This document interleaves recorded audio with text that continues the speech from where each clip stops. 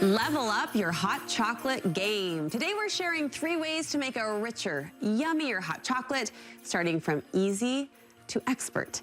KSL lifestyle contributor Maddy Tolman is going to be our guide. Good to see you. Good to see you. Are you a hot chocolate lover? I am now. This homework was so fun to do. I have had an unhealthy amount of hot chocolate the past week. You're like, give me all the research, right. KSL. Yes. Give me all the research. Yes. We keep out at our house hot chocolate station. Do you? Year round, which is good because it's great. But then there's also kind of this desire to make it a little special because we have hot chocolate so regularly. So let's start with beginner. You say if you are a fan of the Italian sodas, that's inspiration for this first idea. We're pulling out your soda syrups and set them out on your hot chocolate bar. There are so many flavors that like you probably wouldn't put in like a Diet Coke, for example, but they work so well with hot chocolate, like salted caramel, there's peppermint, there's French vanilla is another great one.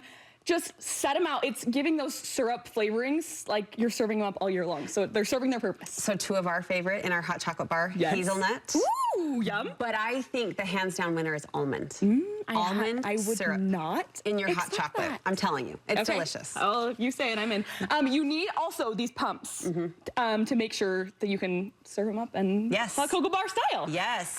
Level 2, we're making our own hot cocoa mix. And no hate to Swiss Miss, but there is a taste difference here. Okay. It's like deliciously like just rich and dark because we're using Dutch cocoa. Oh.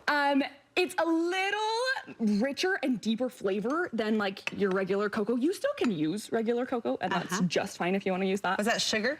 Sugar, we've got our Dutch cocoa. Where do you get Dutch cocoa? Just like the baking aisle of the grocery store. Okay. And powdered milk, salt.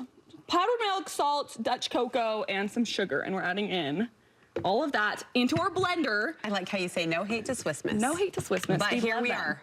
I can't wait to try this. And there's a taste difference too. Let's see if this will lock in and do our job for us. Hold on. You figure this out here. I had one of these once. Great. Let's see. Come through blend tech. There you go, girl. Awesome.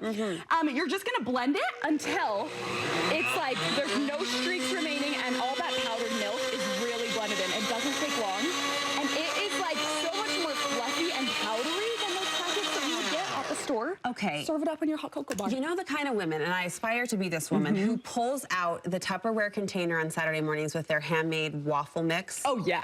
And it's always so much better. I have a feeling this is going to change the game. This is your Christmas version. Yes, I can't wait to try it. Okay. Okay, level 3. This is going to blow your mind.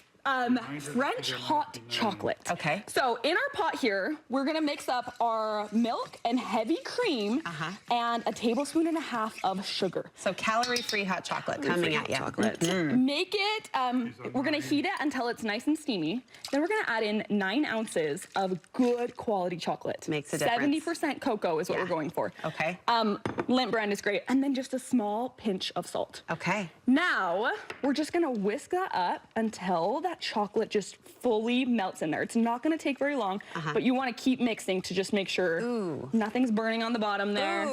And then, I've got a finished one here. It is just like thick and rich and creamy. Is this pudding or hot chocolate? It is delicious. It's so good. And then you can top it with, to level it up even more, bonus level up, this is a marshmallow meringue. Oh my goodness. We're gonna top it with that, and then we've got some examples here. We blowtorch. You stop it right now. The marshmallow meringue. You stop it right now. You can blowtorch it just on top. It's like your toasted marshmallow kind of s'more flavor, you know? And then top it with whipped cream on top of that, because we're not stopping there. Oh, we're not done.